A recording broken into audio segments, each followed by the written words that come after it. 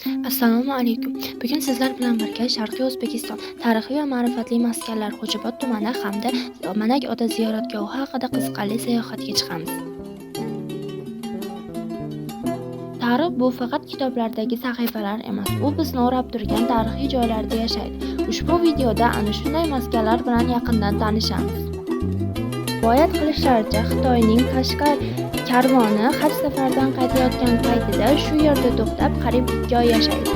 Yo'lga chiqish oldidan ular yerga sanchib qo'ygan hassalari ko'karib chiqqanini ko'rishadi.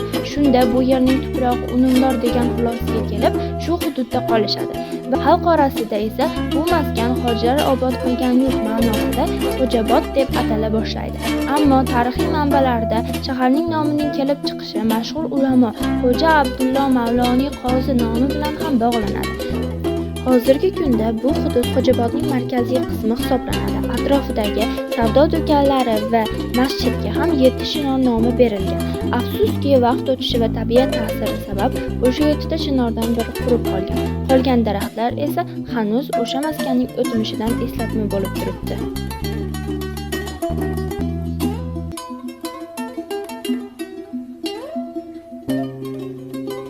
Xulosa qilib aytganda, Xo'jobod nomining kelib chiqishi ham xalq og'zaki rivoyatida, ham tarixiy manbalarda turlicha talqin qilinadi. Assalomu alaykum. Ana shunday muqaddas maskanlardan biri Manak ota ziyoratgohiga tashrif buyurdik. Xalq orasida bu joy aziz avliyolar qadamjosi sifatida e'zozlanadi. Asrlar davomida bu maskan odamlarni ezgulikka, sabrga, iymonga chorlab kelgan. Bu yerga kelgan ziyoratchilar qalb taskin topish, niyatlar ijobati va ruhiy yangilik umidida duolar qiladi. Endi ushbu fayzli maskanning tarixi, ahamiyati va bugungi qiyofasi bilan yaqindan tanishamiz. İnson aytib beruvdi, gaplashib o'tirganmiz. Mayda bog'i bor. Hop, biz ishonamiz orqasidan. Shu bog'da gaplashib o'tirganimizda meni to'g'risida tarixini aytib beruvdi. Bir xalqdan bezigan odam bo'lgan ekan.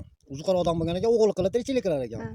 Ana shunda bu yerda katta dom bo'lgan ekan. Madiyar rahmatlik keyin yo'qotib yuborgan ekan u domni. Ana shu domda yashardi ekan. To'qay bo'lgan ekan bu yerda o'zi aslida. Mana shu xalqni mol qo'yini olib chiqib ketib, ana shunda tirikchilik qilar ekan. Endi ana g'or to'g'risida gapiradigan bo'lsak, onamiz rahmatli aytardi. Dili pok, birovga xiyonat qilmagan odamni yuzi kirsa-chi g'orga ziyorat qilgani. Ziyorat bo'lgandan kirsa 3 ta oqsoqol ko'ringan. 3 ta oqsoqol ko'ringan. Oqsoqol, oppoq soqolli, mo'ysafid oqsoqollar ko'ringan. Ashuni bilganman, eshitganimni. Rahmat. Hozir biz Manak ota tog'iga chiqmoqdamiz. Bu yerdan siz ajoyib manzaraga guvoh bo'lishingiz mumkin.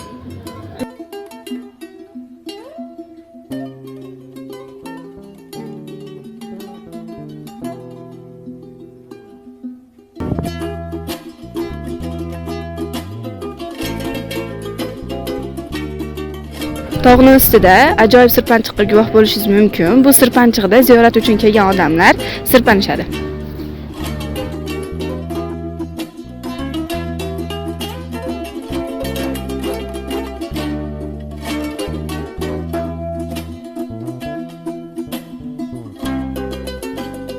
Mana biz Manak ota ziyoratgohining Manak ota tog'ini yonida turibmiz. Orqamizda esa g'or joylashgan. Bu g'or haqida xalq orasida turli xil afsonalar bor. Afsonalarga ko'ra, shu g'orning ichida bir qiz yashab o'tgan. Buning ismi Hurqiz, ya'ni xalq bu qizni Hurqiz deb atashgan. Bu qiz bilan bog'liq ma'lumotlar bizda to'liq emas va hech kimda hali bu haqida ma'lumotlar topilmagan. Lekin ba'zi bir afsonalarga ko'ra, Hurqiz shu g'orda yashab, shu g'orda vafot etgan deyishdi.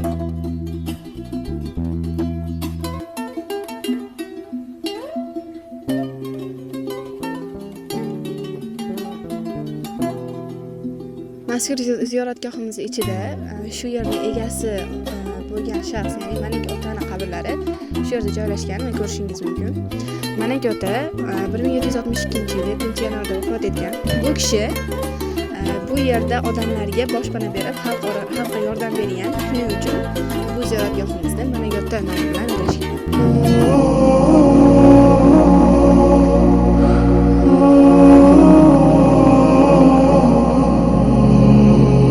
Bu shahardan ketaman deb qancha qilmayin harakat, kecholmayman, ketolmayman, menda yo'qtur unday toqat.